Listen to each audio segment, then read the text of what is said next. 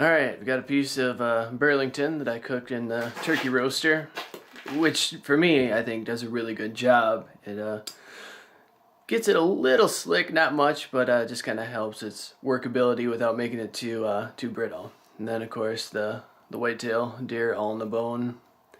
Usually I use mine earlier than I should, but this year I'm going to try and store them a bit longer. What I'll do is clean them, put them in the garage and let them sit for a few months.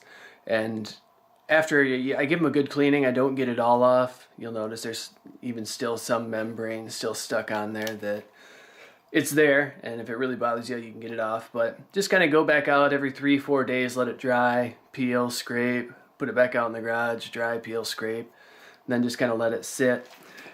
And it's fairly tricky. Sometimes, at least it seems for me, I don't want to come across an expert or the know-it-all, but too green if an all in the bone is bad, it'll just split, break on you. And too dried out, same type of situation. So it's finding that happy medium where, you know, there's still some oil left inside this bone that gives it some strength, but not so much that it's real green yet.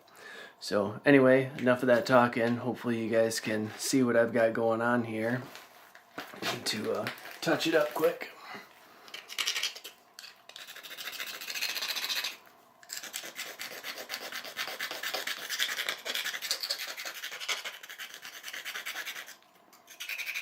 You guys ready to be done with campaign ads?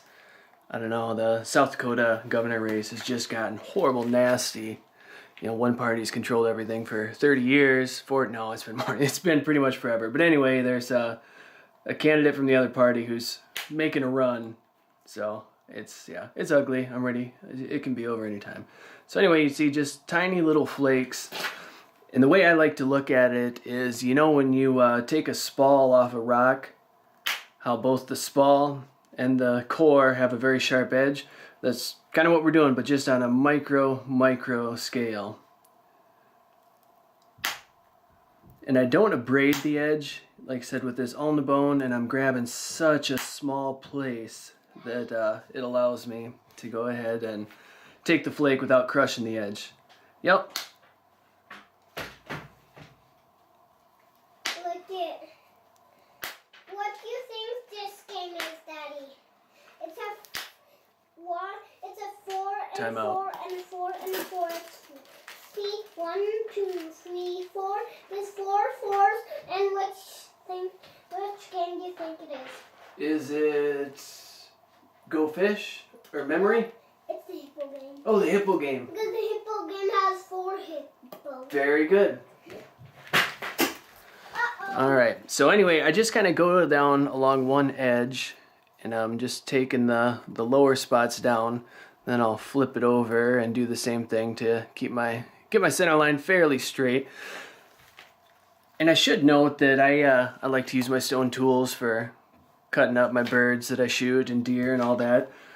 I'm interested in the tool stone. Now, don't get me wrong. I think some of these pieces I'm seeing on Facebook and Paleo Planet are off the charts beautiful. I'm not a beautiful artist, Flintknapper. I just am really satisfied by being able to take flakes and make a tool. But doesn't mean I can't push myself to get better. So anyhow, just tiny, tiny, tiny.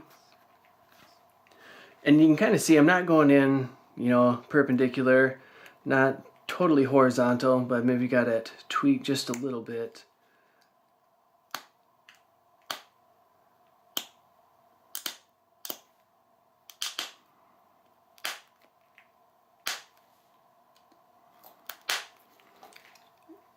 And a lot of times I'm not grabbing right on the edge. I'm stepping up above it just a pinch.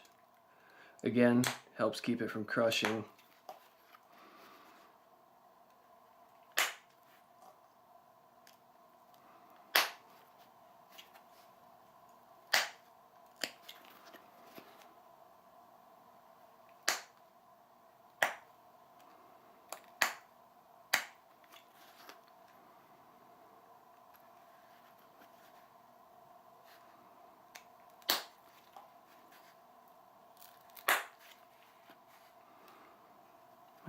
Center line's looking pretty good there. It's a little thick down in here, but for the most part it's looking all right. And then other side, just same thing. Just kind of go down along one side, taking off the lower spots. And when I did my final pass of pressure flaking, I might have accomplished most of it, but well, go through and take a few more anyway.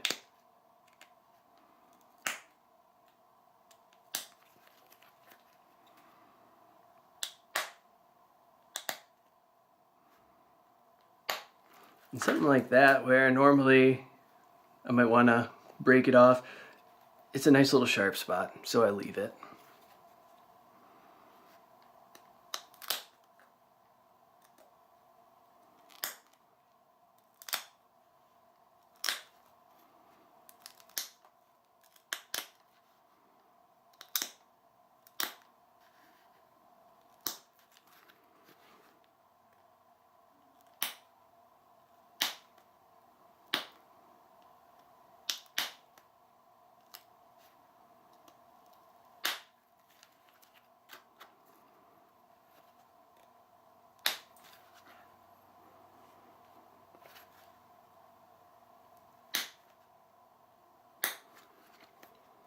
Alright, so hopefully that gives you an idea. Like I said, I mean, it's nothing super wonderful or difficult or tricky, but that's just kind of how I use the ulna bone to sharpen the points that I'm making.